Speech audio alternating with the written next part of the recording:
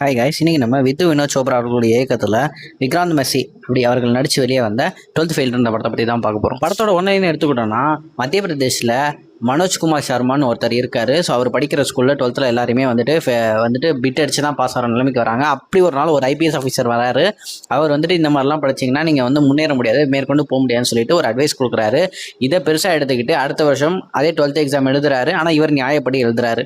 So எழுதி இவர் pass ஆகி அடுத்தடுத்த கட்டத்துக்கு நானும் இவர மாதிரி ஒரு நேர்மையான ஐபிஎஸ் ஆகணும்னு சொல்லி டெல்லிக்கு போகிறாரு. ஸோ அங்கே இவர் இந்த யூபிஎஸ்சி எக்ஸாம் எழுதி பாஸ் ஆனாரா, ஐபிஎஸ் ஆனாரான்றது அந்த படத்தோட கதை அமையும். சீனுக்கு சீனு மோட்டிவேஷன், அவ்வளோ மோட்டிவேஷன் கொடுத்துருப்பாங்க படத்தில். சாதாரணமான ஒரு இடத்துல இருந்து ஒருத்தன் இவ்வளோ தூரம் போக முடியுமான்றதுக்கான ஒரு பெரிய அங்கீகாரம். இது ஒரு ரியல் லைஃப் ஸ்டோரி.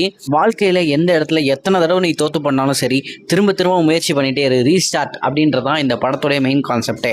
நீ இந்த டெல்லிக்கு வந்ததுலேருந்து இவர் கிட்டத்தட்ட ஒரு 3 தடவை ட்ரை பண்ணி 4வது தடவை தான் அவர் ஐபிஎஸ்ஸாகவே ஆவார். ஸோ அந்த சீனில் அந்த கிளைமேக்ஸில் வச்சுருக்க எமோஷன்ஸு எல்லாமே சேர்ந்து வாழ்க்கையில் தனக்குன்னு துணைவியாக இருக்கிற ஒரு பெண் நினச்சா என்ன வேணால் பண்ண முடியும், எந்த நிலைமையிலையும் நம்ம கூட ஒரு பெண் இருந்ததுன்னா நம்மளாலேயும் இன்னும் முயற்சிக்க முடியுன்ற மாதிரி, தன்னுடைய ஹார்ட் ஒர்க்கும் மெயின்ன்ற மாதிரி இந்த படத்தில் பயங்கரமாக காட்டியிருப்பாங்க. எல்லா சீன்ஸுமே பெரிய பெரிய மெசேஜ் சொல்கிற மாதிரி தான் இந்த படத்தில் அமைஞ்சிருக்கு. ஸோ கண்டிப்பாக எல்லாரும் இந்த படத்தை Disney+ Hotstarல டவுன்லோட் பண்ணி பாருங்கள். தேங்க்ஸ் ஃபார் வாட்சிங் கைஸ். Bye bye.